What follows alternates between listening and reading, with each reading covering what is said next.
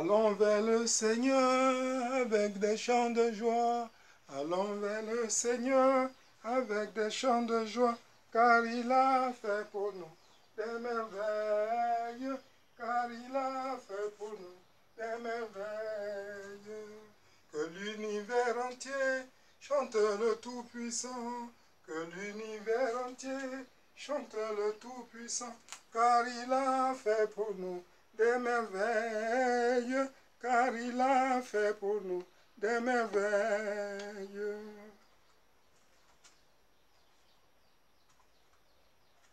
Au nom du Père et du Fils et du Saint-Esprit, Amen. Ô cher Daillé des années 50 de ma génération, cher Daillé des années 80, de la génération des jeunes qui vont inventer, qui vont réaliser pleinement l'âge d'or de l'Afrique, je vous salue. En ce jour du dimanche 6 mai 2018, après la messe dominicale et au cours de cette messe, le Saint-Esprit nous a comblés de joie et de paix que nous voulons partager avant toute chose. Oui, ce dimanche précisément, le Seigneur Jésus, avant son ascension, nous donne son héritage. Et cet héritage est le suivant. Aimez-vous les uns les autres comme moi je vous ai aimé. Et donc, l'héritage proposé est l'amour. Oui, j'ai écouté en 35 années de pratique de la confession catholique, j'ai écouté autant et autant de messages, d'homélies, d'enseignements, de communication sur l'amour. Mais en ce jour, le Saint-Esprit est venu lui-même me donner cette communication qui me remplit pleinement l'âme et que je voudrais partager. Et le thème c'est « Saisissez l'amour par le Saint-Esprit ». Oui, on va parler d'amour. Et on parle d'amour au niveau de la religion, en faisant de sorte de ne pas entrer sur le chemin de l'amour charnel, comme si il y avait opposition entre ces deux formes d'amour.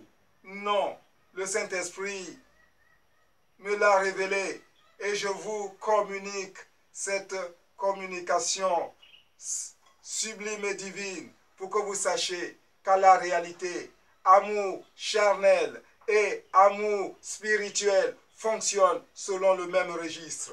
Attendez, je reviens parce que comme je vous l'ai dit, l'amour du Saint-Esprit dans sa communication a toujours quelque chose d'exceptionnel. C'est savoir expliquer les mystères par des réalités simplement quotidiennes. Restez là, je reviens. Allons vers le Seigneur avec des chants de joie. Allons vers le Seigneur avec des chants de joie, car il a fait pour nous des merveilles, car il a fait pour nous des merveilles. Que l'univers entier chante le Tout-Puissant, que l'univers entier chante le Tout-Puissant, car il a fait pour nous des merveilles, car il a fait pour nous des merveilles. Il est dit dans la parole éternelle que tout ce que Dieu a créé, il a trouvé que c'était bon. Et donc tout ce que Dieu a créé porte l'impact de ce qu'il est lui-même. Deus caritas est, Dieu est amour. Donc rien de ce qu'il a créé n'est au-delà, en dehors de l'amour. C'est donc avec un avocat que le Saint-Esprit m'explique ce que c'est que l'amour. Oui, l'avocat est une création de Dieu venant de la créature qu'est l'avocatier. Et donc, dans cette création, le Seigneur nous donne de comprendre l'amour. Qu'est-ce que l'amour? L'amour, c'est justement cette création de Dieu qui fait entrer en ligne de compte 4 données fondamentales éclatées en 2 phases. Chaque phase ayant 2 données des 4. Je vous explique. Pour qu'il y ait amour, il faut qu'il y ait envie, attirance. Pour qu'il y ait amour, il faut qu'il y ait plaisir. Donc, dans ce premier type de données, il y a attirance et il y a envie. Oui, j'ai cet avocat. Il faut que cet avocat puisse m'attirer, flatter mon goût à travers son apparence. Pour que je me dise, deuxième élément, que le goût que je vais avoir sera la dimension de ce que la forme m'a suscité. Mais c'est de la même façon, au niveau de l'amour charnel, il y a attirance par rapport à la forme, par rapport à la physiologie de part et d'autre, de l'homme comme de la femme. Et donc, c'est déjà par rapport à la forme, la physiologie, que au niveau, donc, cet amour charnel se retrouve donc au niveau mental. Suivez bien. C'est donc l'amour d'ordre épistémologique. Donc, par rapport à ce qu'on voit, par rapport au parfum qu'on sent, il y a donc attirance. Et on se dit que forcément, il aura possibilité de plaisir. Mais, quand on passe au deuxième type de données, dans ce deuxième type de données, il y a ce qu'on pourrait appeler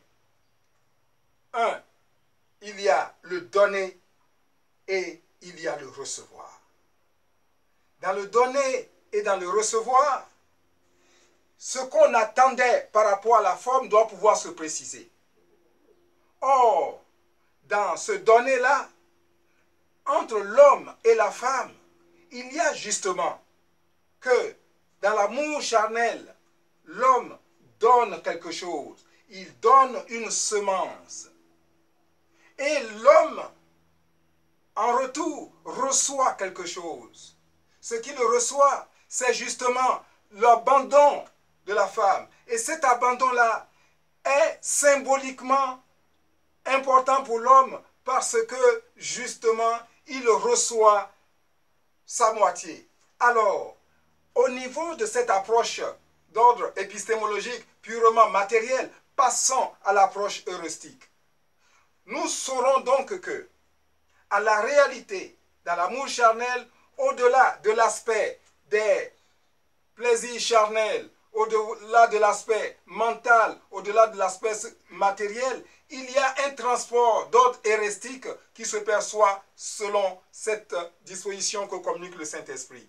Dans l'amour charnel, il y a que, en émettant sa semence, l'homme donne sa vie essentielle. C'est sa vie, parce qu'à la fin, cette semence-là produit vie. Mais la femme également aussi se donne, parce que au niveau heuristique, nous allons dans la parole vivante pour dire, la femme étant la moitié extraite du côté de l'homme, le fait par la relation charnelle, au niveau heuristique, il y a comme l'homme qui se retrouve dans sa complémentarité. Et c'est pour cela que, comme cet avocat, vous voyez, une fois qu'on l'ouvre, il y a des moitiés. Et il faut forcément que la moitié se referme pour que nous puissions retrouver l'unité et donner vie.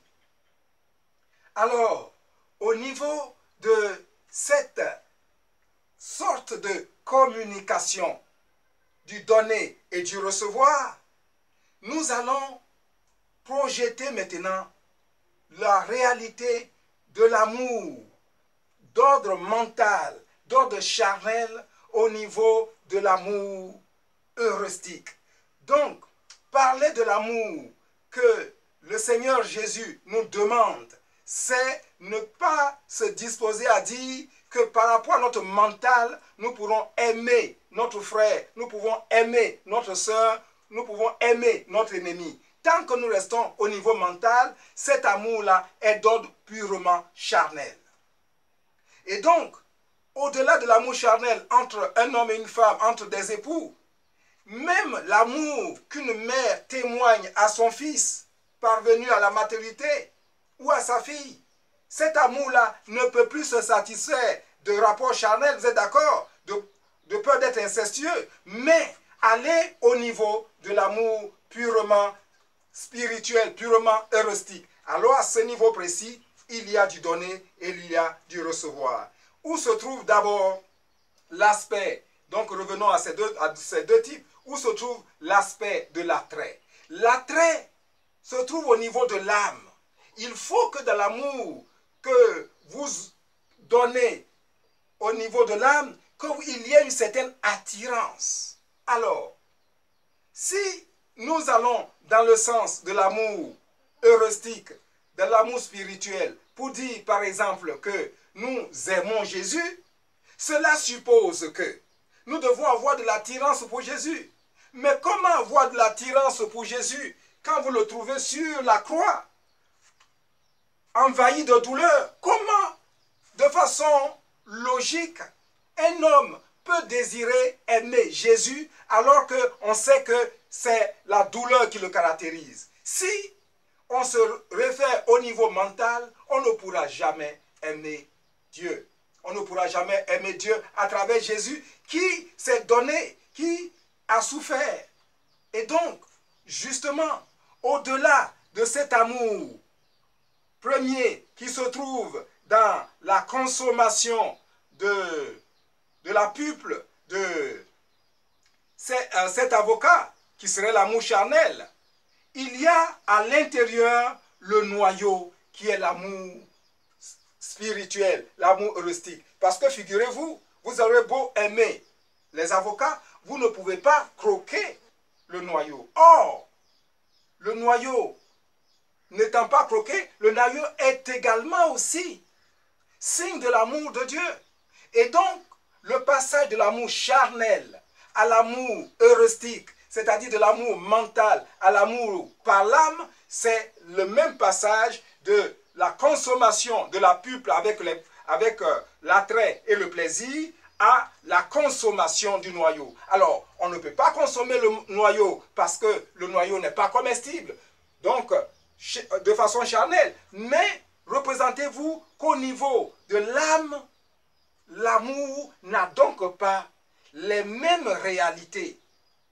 L'amour de l'âme a un certain attrait de la douleur, un certain attrait de ce qui mentalement n'est pas beau. C'est pour cela que vous pourrez à ce niveau-là comprendre comment, par exemple, sœur, je dirais, Sainte Mère Teresa avait un attrait pour les pauvres, pour les démunis, pour les rejetés de la société, pour les mourants, et qu'elle les soignait, qu'elle les recevait.